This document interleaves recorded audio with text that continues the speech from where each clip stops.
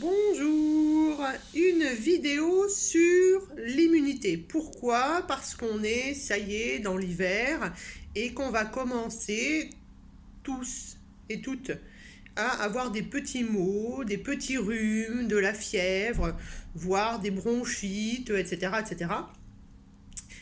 Il me semblait important aujourd'hui de vous rappeler que tout le monde ne peut pas booster son immunité, notamment si vous avez une maladie auto-immune, puisque la maladie auto-immune, c'est le système immunitaire qui se retourne contre vous.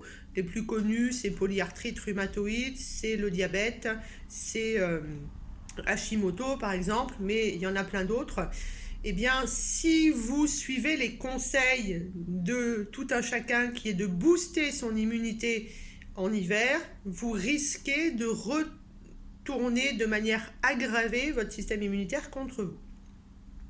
Donc, si vous avez une maladie auto-immune, vous ne faites rien sans demander conseil. C'est très important. Ensuite, logiquement, on prépare son hiver, c'est-à-dire qu'on fait une prévention normalement à partir du 1er octobre avec certains éléments. Si maintenant vous n'avez pas eu le temps, vous n'y avez pas songé, eh bien on va pouvoir la mettre en place dès aujourd'hui, puisque le but au départ, c'est de prendre soin de son immunité. Prendre soin de son immunité d'ailleurs toute l'année, je vous le rappelle, je vous l'ai déjà dit. Plus spécifiquement en ce moment parce que l'air est frais dehors, parce qu'il fait plus froid et parce que du coup on a ce qu'on appelle des agents pathogènes. Ça peut être les bactéries, les virus, mais ça peut être ce qu'on appelle le vent aussi en médecine chinoise, qui peuvent entrer plus facilement dans votre corps et créer des désagréments, et notamment des désagréments sur toute la partie ORL haute. Alors, pour rappel, le siège de l'immunité, c'est là, c'est votre intestin. Ça veut donc dire que, en plus de tous les conseils de plantes, de sels minéraux, de vitamines que je vais vous donner, il faudra toujours, et ça vous le savez, j'insiste là-dessus à chaque fois, toujours prendre soin de votre alimentation. Et si vous êtes malade, d'ailleurs, on essaye de pas manger, ou alors d'avoir vraiment une alimentation la plus végétarienne, voire la plus végétalienne possible. Le mieux, c'est vraiment de se dire pendant 24 heures, je ne mange pas. Pendant 24 heures, je vais plutôt avoir tendance à boire des bouillons, et on va voir quel genre de tisane aussi on peut boire si on est malade. Donc, pour faire sa prévention, on prend soin de son immunité ici, d'abord, donc par l'alimentation, par une bonne respiration, et par une activité physique. Ça vous le savez, je vous le dis tout le temps, c'est important. Pourquoi? Parce que ça va permettre une circulation adéquate au niveau de votre intestin. Ensuite, si on veut parler complément alimentaire, vous savez que chez moi ça arrive toujours après, d'accord? Eh bien, que ce soit pour faire la prévention ou si vous êtes malade, en oligo-éléments, les plus connus, c'est cuivre, or, argent. C'est une sainte trinité sur l'oligo-élément. Ça existe en complexe comme ça. Donc, ou des ampoules ou des bouteilles, en fonction du laboratoire que vous allez choisir. Et puis, vous allez garder la dose qui est conseillée sur l'ampoule ou sur la bouteille dans la bouche, sous la langue. Vous allez la garder un petit moment et puis vous allez l'avaler. Vous pouvez même faire un petit peu de gargarisme, bouger un peu avec la salive, puis vous l'avalez derrière. Normalement, on fait de la prévention, on commence le 1er octobre, on fait ça pendant 2 mois. Si vous commencez maintenant, vous commencez maintenant et vous allez le faire pendant 2 mois. On parle bien sûr en oligo-éléments importants, le zinc. Le zinc, on en a beaucoup parlé ces derniers temps quand même. Donc le zinc, c'est quelque chose qui est très bien pour booster le système immunitaire. C'est quelque chose que je ne conseille pas non plus dans les maladies auto-immunes, ni dans les cancers, parce que justement, c'est un précurseur de plein de choses. C'est vraiment quelque chose qui va trop booster, donc il faut vraiment faire attention. On parle bien sûr de la vitamine C, évidemment, la vitamine C sous forme d'acérola naturel, mais pourquoi pas sous forme d'argousier. Et l'argousier, je dis bien avec un G, pas l'arbou, mais l'argousier. L'argousier, vous allez pouvoir le prendre sous forme de gémothérapie, par exemple, ou de jus d'argousier. Alors, ça a une belle couleur orange, en tout cas en jus.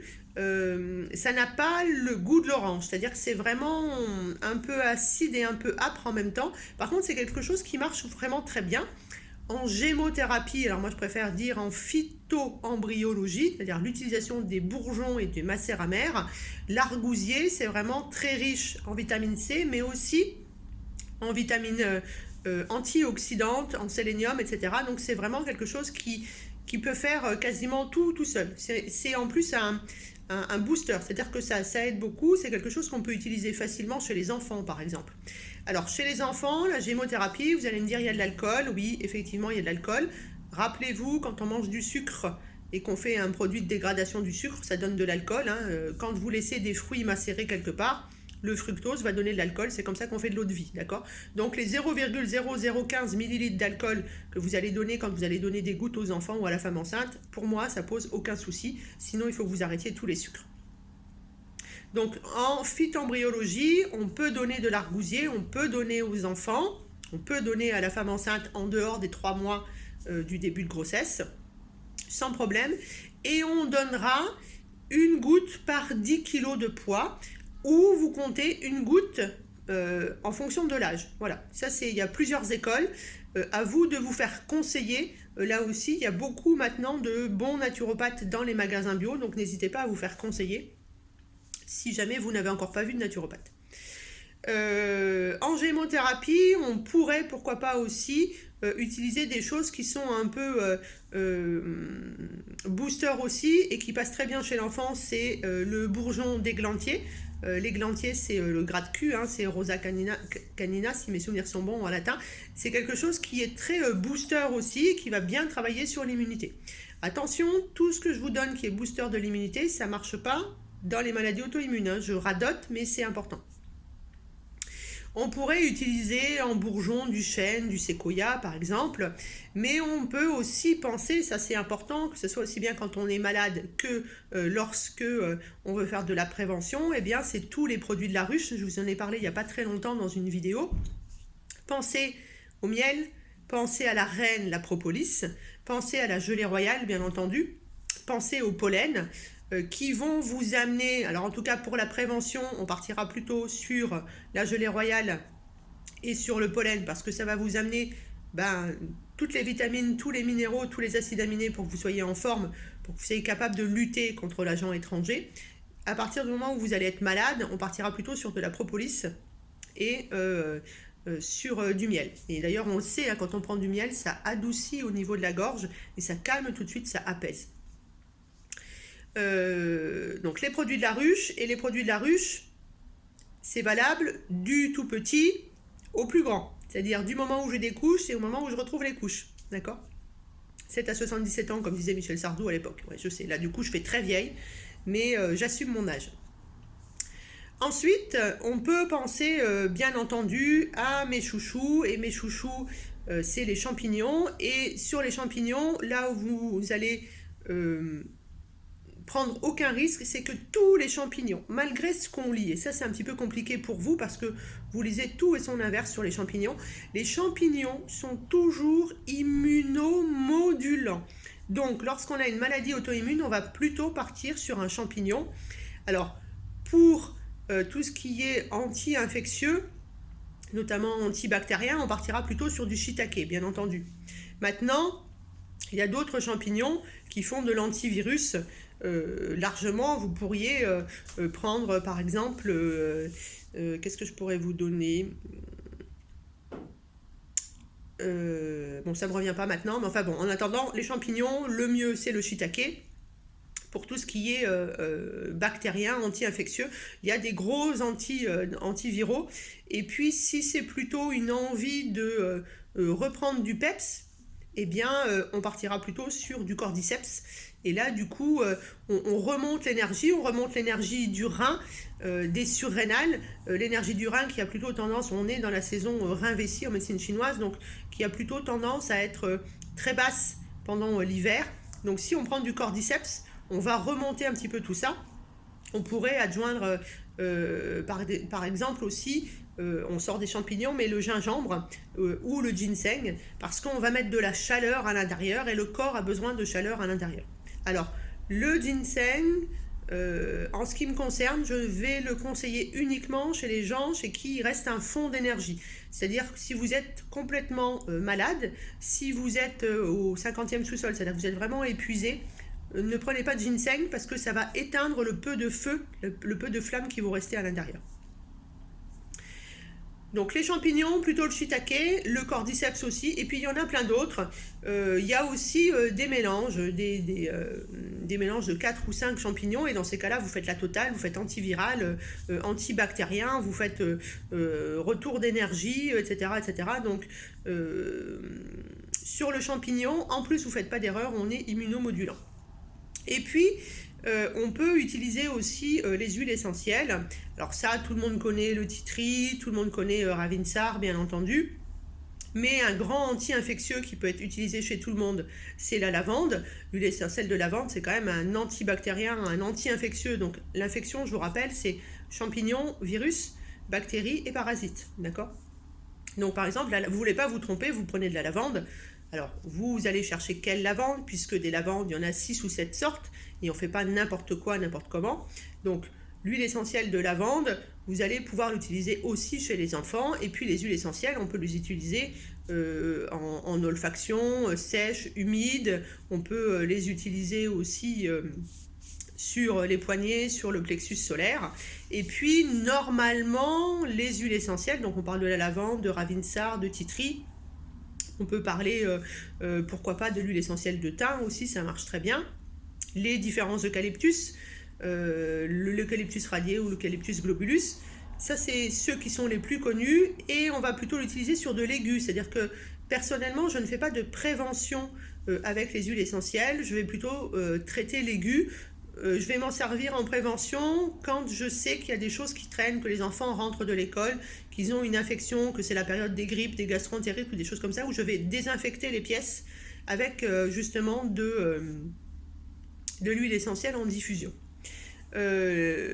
L'aromathérapie, c'est-à-dire l'utilisation des huiles essentielles, c'est toujours sur des périodes très courtes. Je vous rappelle que les huiles essentielles, c'est très fort. Donc on fait attention, on n'utilise pas chez les enfants de moins de 7 ans et chez les femmes enceintes, surtout sans conseil, parce qu'il y a des huiles essentielles comme la lavande par exemple qu'on peut utiliser chez l'enfant et chez la femme enceinte, mais c'est une certaine famille de lavande, pas toutes, et franchement, faites attention puisque aujourd'hui on a quand même des huiles essentielles dans le dentifrice, dans le gel douche, dans le shampoing, dans la lessive, etc., etc. Et vous en rajoutez en plus en diffusion dans la maison, vous en mettez sur les poignets, ça commence à faire beaucoup. Et c'est affreux pour le foie, d'accord ? Donc faites attention à ça. Donc vous voyez que pour la prise en charge de l'immunité, que ça soit je suis malade ou en prévention, que vous auriez dû commencer au mois d'octobre, eh bien on a plein de choses. On a donc les oligo-éléments, cuivre, or, argent, le zinc. On a la vitamine C, on a la vitamine D, bien entendu. J'ai failli l'oublier, celle-là, la vitamine D, la reine de l'immunité, la reine des jonctions serrées, la reine du bon fonctionnement de la thyroïde. Et on sait que la thyroïde et la vitamine D et l'intestin grêle, c'est vraiment un trio qui fonctionne ensemble. Les trois sont liés. Ensuite, on a la phytembryologie, donc les bourgeons, que ce soit en prévention ou lorsqu'on est malade. Je vous ai cité l'argousier, je vous ai cité l'églantier qui sont les plus connus. On pourrait très bien partir aussi sur un bourgeon de séquoia ou un bourgeon de chêne qui sont des boosters de l'organisme en général, de l'immunité bien entendu. Je vous ai parlé des huiles essentielles. Qu'on va utiliser plutôt sur de l'aigu, d'accord ? Je vous ai parlé de mes chouchous, les champignons. Pourquoi ? Parce que là, on est immunomodulant et on est sûr de ne pas faire d'erreur. La phytoembryologie, donc l'utilisation des bourgeons, pour rappel, c'est quelque chose qu'on peut utiliser sur du chronique à long terme. Donc c'est vraiment du moyen et long terme. Et les huiles essentielles, c'est plutôt du court terme et c'est plutôt de l'aigu. Donc on ne fait pas la même chose avec les différentes formes de phytothérapie, puisque l'aromathérapie et la phytoembryologie sont des formes d'utilisation de la plante. Et puis, il nous reste le bonheur de ce que vous pouvez avoir dans le jardin, par exemple, ou des choses qui coûtent un petit peu moins cher, qui sont peut-être un petit peu plus faciles à trouver. Eh bien, c'est une autre branche de la phytothérapie, ce sont l'utilisation avec de l'eau chaude, donc en tisane ou en décoction. Donc, on connaît tous et toute la tisane de thym, bien sûr, mais vous pouvez aussi, moi j'aime beaucoup, faire de la tisane de lapacho, parce que le lapacho, c'est un arbre miracle. Donc là, on va utiliser de l'écorce, donc on fera plutôt une décoction, parce que c'est quelque chose qui va être costaud, et c'est quelque chose qui vraiment met à plat votre immunité dans le bon sens du terme. C'est-à-dire qu'il va vraiment bien réguler votre immunité, et une fois qu'elle sera bien régulée, va la booster, et qui travaille essentiellement au niveau des intestins. Voilà ce que je voulais vous dire pour l'immunité. Donc ne faites pas n'importe quoi, n'importe comment. Normalement, je fais de la prévention. Je vais avoir le choix entre les oligo-éléments, entre les champignons, entre les bourgeons, entre les huiles essentielles. Je fais attention en fonction de l'âge. Je fais attention si j'ai une maladie auto-immune. Dans ces cas-là, je vais plutôt aller sur les champignons. Là aussi, n'hésitez pas à demander conseil. Et les champignons, ça se prend dans des gélules scellées. Ça ne se prend jamais en liquide. Vous n'avez plus de principe actif. D'accord ? Dans les champignons, lorsque vous les choisissez, il faut forcément que ce soit écrit sur la boîte 1,3, 1,6 d bêta-glucane. C'est ça le principe actif. Si c'est pas écrit sur la boîte, il n'y en a pas. Donc du coup, vous mangez de la meumeux. Faites attention en plus d'un point de vue champignon. Vous avez plein de champignons qui viennent de Chine. Et le champignon, c'est... les anciens disaient, s'il y a des champignons dans de la terre, c'est que la terre est bonne. Donc c'est vraiment le travail sur le terrain. C'est vraiment un aspirateur qui nettoie tout et qui fait que le terrain repart et que du coup les champignons poussent. Ça veut donc dire que si ça vient d'un endroit qui n'est pas très propre, qui a pris des rayons nucléaires, etc., de la pollution, en fait le champignon que vous allez prendre, ça va être que de la pollution. Donc il faut vraiment faire attention à ça. De toute façon, comme toujours, je vous le dis, hein, c'est pas parce que c'est bio que c'est bien, c'est pas parce que c'est conseillé par quelqu'un que c'est bien. Il faut vraiment que vous soyez consommateur et que vous alliez chercher de la qualité. Donc quand vous hésitez entre plusieurs produits, n'hésitez pas à vous renseigner sur le laboratoire, n'hésitez pas à regarder combien il y a de milligrammes dans le produit. Si vous ne savez pas si vous avez une maladie auto-immune, vous évitez de booster votre immunité et là vous demandez conseil. Si vous n'avez pas de problème de ce genre-là, partez toujours, pour moi c'est préférable, sur des formes liquides. Ça peut être les huiles essentielles, mais ça peut être justement les oligo-éléments, par exemple, en forme liquide. Pourquoi ? Parce que quel que soit l'état de votre intestin, il y aura forcément une partie qui passera ici. En fait, on est très, très, très vascularisé au niveau de la bouche, donc vous allez casser l'ampoule et garder directement l'ampoule sous la langue, ça va passer directement dans le sang. Donc, quel que soit l'état de votre système digestif, ça marche. Et ça me fait penser, j'ai oublié de vous dire, il y a un oligo-élément auquel on ne pense pas souvent, qui est super top. Et là, je fais un petit clin d'œil à Fred, un de mes étudiants. Le germanium. Le germanium, c'est un super oligo-élément pour la prévention et pour la phase aiguë, c'est-à-dire pour la, entre guillemets, j'utilise le terme guérison, dans tous les problèmes infectieux. Voilà, j'espère avoir répondu à votre demande, surtout à vous Virginie, pour donc la prise en charge des petits maux de l'hiver. N'oubliez pas aussi, on couvre sa gorge, on se lave bien les mains, évidemment, ça c'est important, c'est comme ça que tout se propage. Et puis on aère, même s'il fait froid, on aère bien fort pour changer l'air. Alors, on dit que c'est souvent plus pollué à l'intérieur qu'à l'extérieur, même quand vous vivez au plein centre de Paris, d'accord ? Il y a les règles d'hygiène de base, hein, comme je me permets de vous le rappeler parce que j'ai vu il n'y a pas longtemps quelqu'un, quand on sort des toilettes, on se lave les mains, même si on pourrait me dire oui mais l'urine c'est stérile, d'accord, l'urine c'est stérile, vous avez quand même touché des endroits qui n'étaient pas très propres, des endroits surtout qui sont humides, où il y a un risque de développement infectieux, puisque vous savez que par exemple les champignons, ils adorent quand il fait chaud, ils adorent quand c'est humide, d'accord ?